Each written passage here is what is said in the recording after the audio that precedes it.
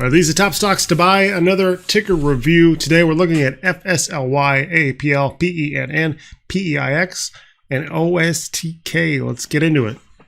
ChartGuys.com. Become a confident, effective, and informed trader. Join our community working together to learn the charts, generate profit, and achieve financial independence. Let's check out some charts. All right, before we check out those tickers, I want to point out a beautiful pattern that really served us well today. 4-hour time frame, NQ1 futures has this beautiful wedge. Now this is useful because this is generally a bullish continuation pattern, and if we see an execution of this, we are looking for a breakout and a test of highs in the area of 122.49. So keep a close eye on this. This is beautiful today in a couple of ways. We had a beautiful run up and rejection. We've been bouncing back and forth between these converging lines, and it really played out well in SPY, so it's worth keeping an eye on the 4-hour time frame and on the hourly of these NQ1 futures if you're using SPY and any correlations that are going to follow through and impact stocks that you're trading. Just something to keep in the old back pocket. FSLY daily time frame. So on the daily, we are seeing downside continuation after this big gap down. Bulls are still nowhere to be seen.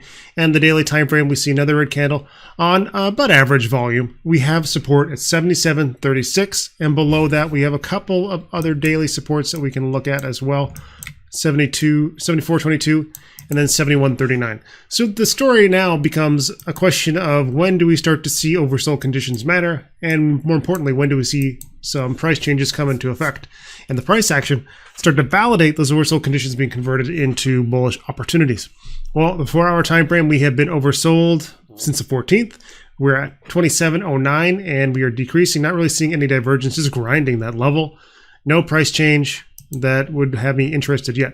Hourly time frame, we are still seeing overall lower highs. We have seen a little bit of higher lows, but we gave those up today and bounced probably on the 15-minute time frame. Ultimately, we are still trending down. Our slope is still bearish, and we have lower highs and lower lows. And until that changes, I'm not going to be interested in a long position. Right now, bulls need to be over 84.15 for me to get excited about something in FSLY. Keep drilling down, 15-minute time frame, 50-minute lower highs and lower lows. We have a 5-minute downtrend in effect now and support at 78.56. So first things first, I'm going to see where we end up pre-market after hours. If we wake up tomorrow right here, we could look for a little bit of a flush. I wouldn't be surprised to lose 78.56 on the first try, but I'd be more concerned if we don't hold 77.36. So possible fishing here. Very, very short term, only interested in these supports for quick plays. And ultimately, I need to see a 15-minute trend change at the very least to be interested in a longer term play on FSLY. So right now, support 78.56, 77.36, 74.22, and resistance 81.54 and 84.15. AAPL. Today was a relatively boring day. We have another inside bar, so tightening up. And if we see a bull break on NQ futures, this could be a possible sign that we're going to get some follow through on AAPL. That's why we want to watch these correlations. We want to watch for good setups that would benefit from market strength. Is Apple one of those? Well, on the 4-hour time frame, like I said, we have the daily inside bar. So we have hourly higher lows, and let's go zoom in there. And why I'm talking about hourly higher lows, it just looks better on the hourly time frame than it does on the 4-hour. There's that 115.63, 3-cent spread for double bottom, 116.45, so hourly higher low, and then we get into that tightening range. So it's not a beautiful equilibrium, but we are seeing converging levels of support and resistance. And if you wanted to make it pretty and draw a chart or a trend line on it, as I often like to do, we could go do something like this and see if that works. Maybe I'll pick this one. No, that doesn't work. It doesn't work if I do that. And I would not be confident until in this support until we see a green move away from this to confirm it as a trend line. 2 touches don't work for a trend line. We need to see multiple confirmations, ideally 3 closes and rejections. And then if we don't have that, we want to see multiple wicks converging and giving us confidence in these levels. What I do to remind myself if I am not completely confident on a trend line is I draw a dashed line. That's just a quick reminder for myself on these yellow lines that I am not 100% confirmed, and I don't want to play against that support on its own. So Apple looking for a bull break over 118.71 or a bear break under 116.45. Eyes on NQ futures to determine if we will see confluence with one of those breaks. Ideally, and this would be the best case scenario, we get a nice bull break on those NQ wedge futures. We see a bull break on AAPL, and then we start looking at some potential plays. PENN, next ticker to look at. Daily time frame, we lost. Well, did we lose it? Looks really close, 63.65. Let's see if there's a 4-hour support under there, but the daily bar has certainly closed and seems to be heading towards 62.25 for our support. So right now we are looking at lower highs and we have lost higher lows with that 63.65 being lost there. Relatively low volume today compared to the last little bit that we've seen. Bear is definitely in control in the short term. At this point, unless a 4-hour does something different for me, no. I'm going to be looking for a test. There's a daily support at 62.25, and then below that 4-hour support at 61.50. So I wouldn't be surprised for us to develop into an hourly downtrend. We've already got our lower highs and lower lows. They're going to be looking for continuation, and we'll just have to see what happens against that area of support. If we lose 61.50, our next support on the 4-hour is down at 57.65. If we manage to turn things around, resistance on the 4-hour is up here at 67.22. At which point we would probably be over top, well, we would be over top of our EMA 26 at that point. So bulls have a lot of work to do, and they've got a lot of this bearish momentum to shake off. Even if we manage to change a 4-hour trend, we still have a daily trend to deal with. And overall, it's starting to look a little bearish here. Starting to look a little bearish on old PEN. PEIX, the opposite here, Pacific Ethanol. Daily time frame doing very, very well.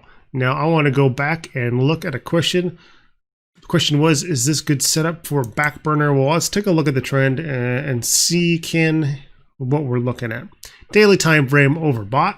So we haven't lost consecutive higher lows. We're going to be at risk of doing so if we break the inside bar, which is giving us a very nice tight range at 10.45 to our resistance at 11.13. So if we lose these consecutive higher lows, and what I'm looking at is the absolute low of each candle has been consistently higher. So we are not going to see any consolidation on the daily time frame until that breaks.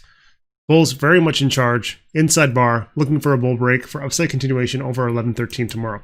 4-hour time frame, 4-hour bulls still in charge as well. Higher lows, higher highs. So what we'll look for is going to be a loss of this 4-hour trend. Then we're going to look for our quick 5-minute oversold bounce.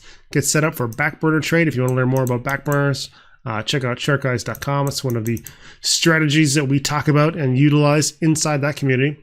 PEIX, inside bar, as I said, looking for consolidation. Right now, bulls in absolute control. Daily time frame, 4-hour time frame, hourly time frame. Well, we still have higher lows. We got a lower high, so a little bit of tightening range, and that's what gives us that inside bar setup and that potential. Consolidation underway. RSI is 4-hour is mid-range and starting to cool off a little bit on the hourly. No divergence because we set lower lows and we see lower lows. So all in all, looking for good continuation. Look for a bull break over that 11.13. If we see a loss of our supports, we're going to be looking for quick oversold bounces and lower highs to follow. OSTK, feel like I've just done this one not too long ago. Well, we're going to check it out again. OSTK 68.11, likely a 4-hour support underneath that 68.11 level. We'll check it out. But below that, we have our next daily support is down at $61. So bears are in control of the daily, or not of the daily, actually, yes. They've lost a 4-hour uptrend. We've now developed an hourly and likely a 4-hour downtrend. We've lost 68.11, so daily higher lows are out of the window. And at this point, we're just looking for downside momentum to follow through. Our RSI is 26.31, and we've got ourselves a beautiful hourly trend in here. So there's our trend, lower highs, lower lows all around. Probably can't draw a good trend line in there. And what we're going to look for is, at this point, just a lower high under 76.50. And then another test of the 68.11 area of support. We go back to the 4-hour time frame. This is the 4-hour low that I was talking about. So there's our daily support. We're going to adjust that. We're going to go back to 68.10. And then on the hourly time frame, we're going to look for a lower high under 76.50. another low under 67.54, and then we're going to look for 66.10 to come into play as our support. We could bottom fish that for a potential hourly trend change, in which case it would look like this guy, come down, get our entry, still looking for a lower high, but be pleasantly surprised if we get a higher low into a tightening range, into a bull break. That's what we have in hourly equilibrium. Many potentialities for OSTK at this point. Right now, bears are just in control. A couple of key supports close by, but bears dominating the daily, 4-hour, and hourly downtrends. And that is it for today. Want to learn more? Chartguys.com, or just ask questions. I'm happy to answer.